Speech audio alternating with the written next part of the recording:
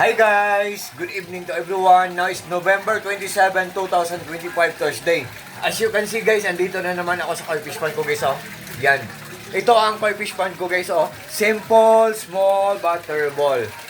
Hello po sa mga fish keepers dyan. Good evening, ang dami fish keeping. Guys, maliit lang ang pond ko guys, oh. Pero maraming mga koi fishes.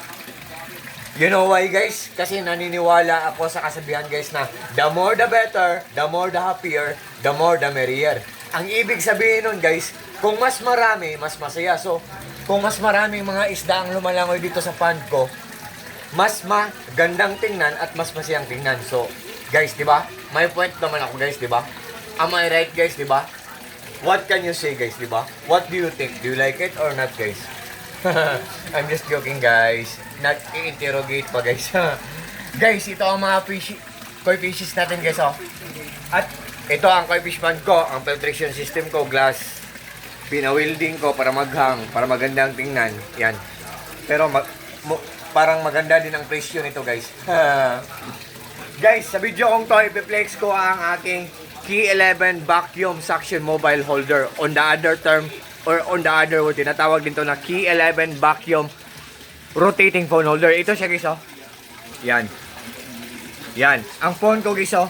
Kung magbi-video tayo guys, ganyan lang. Kasi magnetic siya tapos rotatable siya 360 degrees guys, oh. Oh, oh.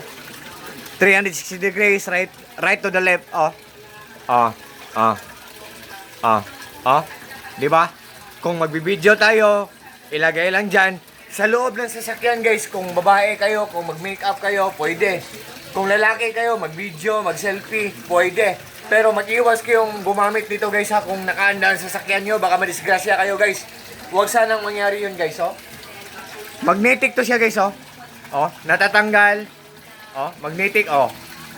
Oh, rotatable siya guys, oh. 1, 2, 3. Oh. I-clockwise natin guys.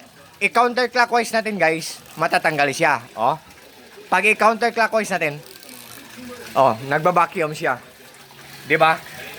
So, guys, tingnan niyo lang sa link ko guys or sa Yellow Basket ko. Galing po to sa Liao Tongxing na shop.